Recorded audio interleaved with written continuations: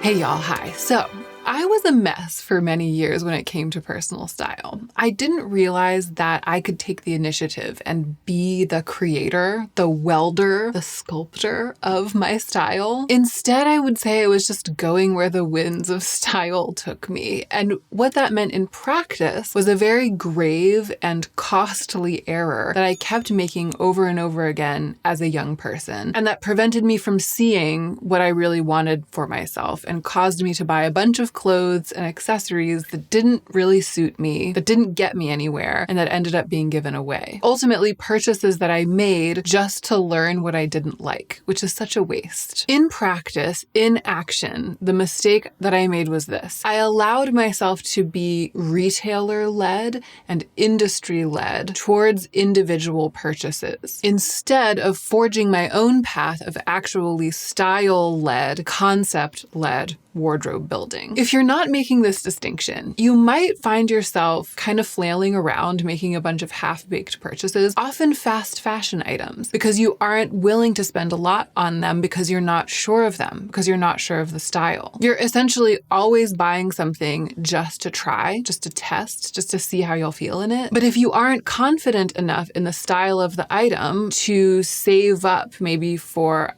a high quality version of it, or to invest the time to scour the secondhand market for a higher quality version of it, then the one that you get, the disposable one, basically the fast fashion disposable one, it'll be badly made and it'll never really look good. Even if the style would have suited you, the materials, the fabrics, and the construction will be a disappointment. Then you're left kind of confused about whether it even is your style because you thought that it might be. All the boxes were checked, but somehow you still feel frumpy. And side note, if you feel frumpy all the time, then watch my other video about this exact issue. So if you're over there just chasing down individual purchase after individual purchase, led by retailers and advertising and the promise of one thing at a time, most things not working out, how do you do the second thing instead? How do you switch to building your wardrobe in a self-led, vision-led, concept-led way? I'll tell you. But first, an example of the kind of thing I'm talking about when I talk about longevity and quality, and that's today's video sponsor, idyl. Idyl is a fine jewelry brand that makes 14 karat gold jewelry out of breathtaking lab-grown diamonds. The designs, I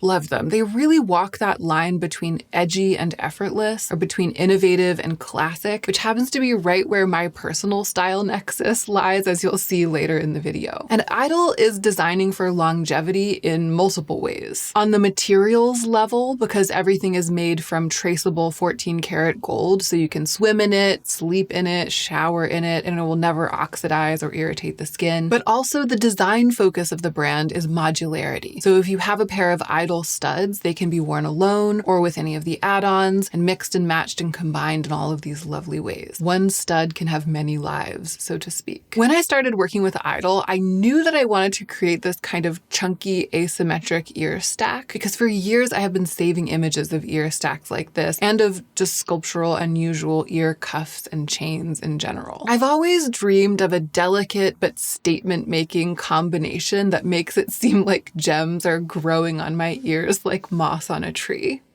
It's just what I'm into, okay? I absolutely love the way it came together. For me, the hardiness is non-negotiable. With jewelry like this, I have to be able to wear it to bed and to shower. And honestly, if I own something this luxurious, I want to be able to wear it all the time without damaging it, not just like gingerly on special occasions. And the diamonds look spectacular in person. I wish you could see them in person. Lab-grown diamonds aren't fake. They are chemically and structurally the same as natural diamonds. You can't tell the difference with the naked eye, and they are just as brilliant and fiery. Being able to wear something this beautiful, but wear it naturally, easily, almost as if it's part of my body, that really aligns with my style goals. I am so impressed with idyl, so happy to be working with them, and of course, I'll link every one of these pieces in the description box down below. So I was just saying that I had a vision and a concept for my ear stack based on images that I've been saving for years. Let's talk a little bit more about that. Saving saving images and then revisiting those images, I have found, is essential for building a personal style that comes from you and that you can trust when you're trying to make decisions about what to add to your wardrobe. I really like Pinterest. I've been using it for years and I talk about it a lot, and I have seen some of your comments saying that you can't get Pinterest to work for you, that no matter what you do and what you pin, your homepage is always boring. I'll address that in a few minutes because I actually do have some ideas about how to get Pinterest to work for you, because let me tell you, it's working for me. But you might have another way. Screenshots that you save to your computer or to a folder on your phone. You might just save things on Instagram. You might have an elaborate image spreadsheet system or something. Whatever it is, I recommend having a way to save individual images easily so that you can go back and look at them all together and see the big picture. It is so unbelievably powerful to be able to do this. If you've never done it, start saving images voraciously now. Do it for a couple of weeks and then go back and look at them all together. You will be shocked at the connections that you're able to make in that moment, at the portrait of yourself and your sensibilities that you will have passively drawn and that you would otherwise not really be able to see. And it's an invaluable tool. It's the invaluable tool to build out the analytical mind that you need to judge potential future purchases. When you have a group of recently collected images like that, you can go back and look at them and ask yourself questions. What is the overall vibe here? What ties all of these images together? What am I maybe going for? And you can interrogate a little bit. Would I really feel comfortable in all of these outfits, or are they just fantasy to me? Which aspects of these outfits or which aspects of this vibe would make practical sense for me? Like with the weather where I live,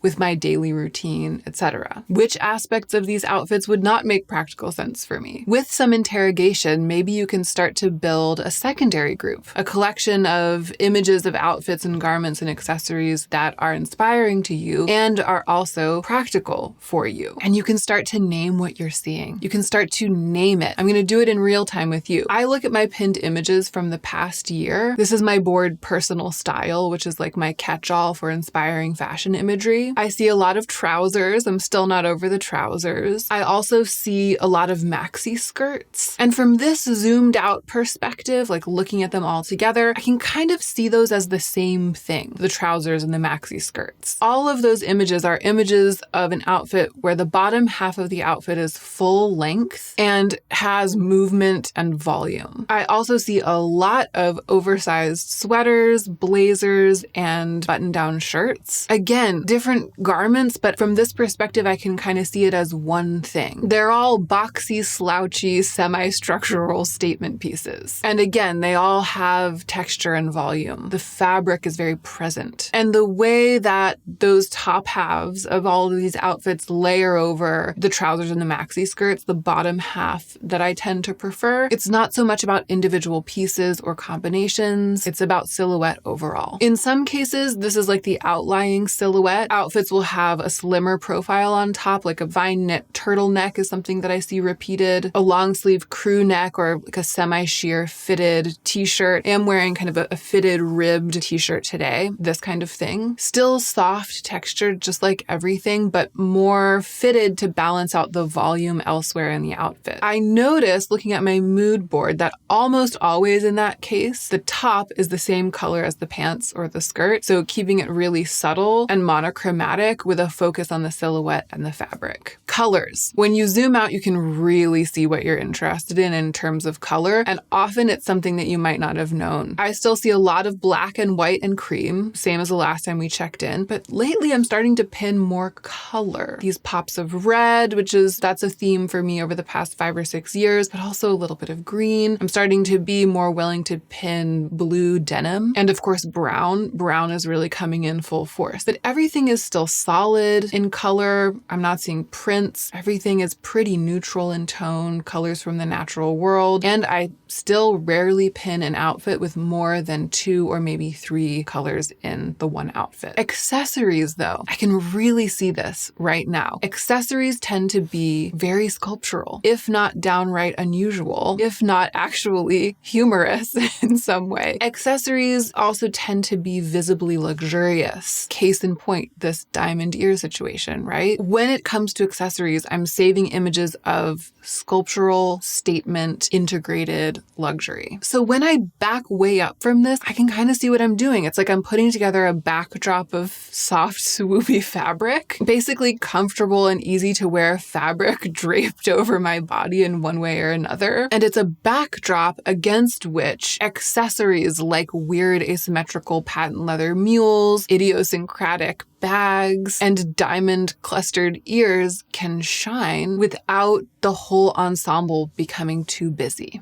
Okay, so not only does that make a ton of sense to me, like I've really just read myself, but in the best way. Not only that, but it rules out a whole lot. What I mean is when I feed this information into my analytical, decision-making, shopping mind, it rules out most of what's for sale in the world because it's a pretty specific project. It's a pretty specific brief. So when I go shopping, either in person or in real life, I can go just looking for pieces that align. I would say either pieces that align entirely with the brief that I just described, or pieces that very gently challenge it in a way that would still work with the wardrobe that I have and the wardrobe that I'm building. Because, you don't want to tie the lid down too tight. But with this brief in mind, I won't be distracted when I'm shopping by the thousands of items that could work or that would work if I had a different timeline or different style goals or a different sense of self. Because that is what used to happen. I'd be shopping and I would see something that struck me for some reason. Any reason. I would see something that struck me for one reason. Maybe it looked really good on the mannequin and that kind of struck me. Maybe it was in a color that I had once been told looked good with my hair. Maybe it was an amazing deal, on sale, deeply discounted, and that would grab my attention. Maybe it happened to fit me really well. And for any one of those reasons, or any one of many other reasons, I would talk myself into buying the thing, even though I had no zoomed out sense of its place in my wardrobe, or even of what I wanted my wardrobe to be doing for me. I was letting the shops themselves, the retailers themselves, tell me what to put into my wardrobe and onto my body. And here's the thing. Lots of clothes in the world are gorgeous and look amazing on the mannequins and the models. Lots of clothes come in colors that you might love or that someone might have once told you look good with your hair. Lots of clothes are incredible deals if you can find them in the right place at the right time. But only a small fraction of those clothes, and the same goes for accessories, only a small handful of them are going to serve your vision for yourself. Just because something is a find or a great piece, just because it's special and you have the eye to see how special it is, that doesn't mean that it fits the parameters of what you want for your wardrobe. And just because a piece of clothing fits you really well, that doesn't mean that it's a great fit for your wardrobe. Building a personal style is such a joy, and it's an editorial process. It's a process of saying no to most things. You can't go about it the other way around by buying everything you stumble across that happens to have one or two qualities that speak to you in some way. That's casting too wide a net, and it's giving up the power that you have to envision and to edit for yourself. Take it from me, because that's what I did for years. And it's the number one mistake that I've made along this path of building my personal style. It wasn't until I started looking at it as an art project, backing up and kind of looking at all the concepts in play, that I started to get somewhere. So quickly, Pinterest. Lots of you have said that no matter what you do, your Pinterest homepage is irrelevant and boring. It's not like that for me. When I go to Pinterest, my homepage, it's like half. Half of it is ads and irrelevant, boring stuff that I just ignore. And the other half, fully half of the images, it's like I want to save them all. Fantastic images that are clearly reflections of the other things that I've been saving along the way. The first thing I'll do when I go to Pinterest is scroll through and just start pinning things that are on my homepage to my various boards, saving what the algorithm has offered to me. And I think that doing that teaches the algorithm what it's doing right. And then it gets better at giving me what I want, just like every algorithm. So that might be one thing to try. When you go to Pinterest, spend a few minutes scrolling on your home page and pinning whatever you find that's even in the ballpark of what you're interested in, even if it's just 2 or 3 things, because Pinterest hasn't quite figured you out yet. Whatever is there that's good, save it. I also have the browser plugin for Pinterest. So I save images to my Pinterest boards from all over the internet. I don't just pin images from Pinterest onto Pinterest. And I think that doing that, pulling images from wherever I'm looking and pinning them, that teaches the Pinterest algorithm what I'm into. And lastly, and this might actually be the most impactful one, because lately I do a lot of searches on Pinterest to try to find images for my videos. When I'm searching for inspiring imagery on Pinterest, I often add the words street style or fashion or something like that into the search. So instead of searching for brown silk skirt, I'll search for brown silk skirt street style or brown silk skirt fashion or brown silk skirt runway or even silk skirt fashion week. Anything that I can put into the search to try to get those images of real people. And that's what prevents Pinterest from just showing me brand product photography and ads, which is what it will do if I just search for silk skirt or even brown silk skirt. It'll all just be products instead of images of real people in the wild. So that's what I do. And the more I use Pinterest, the better it gets for me. I absolutely love it. And hopefully some of those tips will help you get it to work for you better if you've been struggling. And that's it. That's the video. I have a bunch of other fashion videos, some of them even specifically about building personal style. I'll link those in the cards and in the description box down below. So if you'd like to see more of this, in particular, there's that one really detailed video about figuring out your practical constraints when you're trying to build a picture of your personal style. That's a good companion video to this one. So I'll link that in a conspicuous place as this video fades out. You can click through and watch or rewatch that one. Thank you so much for being here with me. As always, don't forget to take extra good care of yourself so that you can be the most effective version of yourself as you do your work in the world.